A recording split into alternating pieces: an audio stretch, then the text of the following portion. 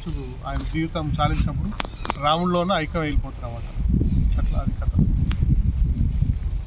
అందుకోసమే మనం చాలా మందికి తెలియదు గురు మంత్రం ఏదో అదొకటి ఇదొకటి ఉంటుందంట, ఏదో చెప్తారంట, ఏమో చేస్తారంట, ఏదో చెప్తారంట అనేది కాదు. ఫస్ట్ గురువు ఏ రోజు ఏదో ఉచ్చారణ చేస్తున్నాడో దాన్ని మనం పసిగట్టి దాన్నే గురుమంత్రంగా మనం ఉచ్చారణ చేస్తే అది ఒక శరీరంలో మనకు విత్తనంలాగా మన విత్తనంలాగా పడి ఉంటుంది అన్నమాట. ఆ విత్తనం పెరిగి పెరిగి పెద్ద బ్రహ్మాండం అవుతూ ఉంటుంది అన్నమాట శరీరంలో మనం.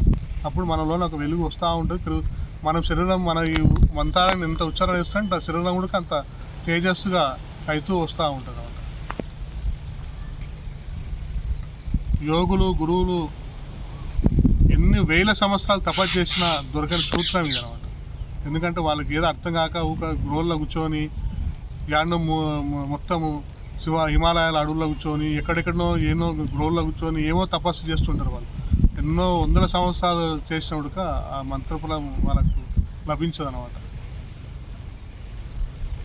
అందుకోసం గురువు ధ్యానము, గురు పూజ ఎవరైతే చేయగలుగుతారో అంత్యంలో గురువు వాళ్ళకు వాళ్ళ అంత్యం గురువు గ్రహించి అంత్యంలో చెప్తుంటామన్నమాట, నాయన నీవు ఇంత సేవ అన్నీ చేసిన సత్పురుషుడు, నీవు నాకు ఏ విధమైన సేవ కావాలో ఆ విధమైన సేవ చేశావు, నీ అసలు సత్పురుషునికి నీ ఇదిగో తీసుకో అది అని చెప్పేసి లాస్ట్ గురువు అనుగ్రహాన్ని ఇచ్చేస్తారన్నమాట. ఎన్ని వేల సంవత్సరాలు తపస్సు చేసినా ఏం చేసినా దొరకదు అనమాట ఆ సూత్రం.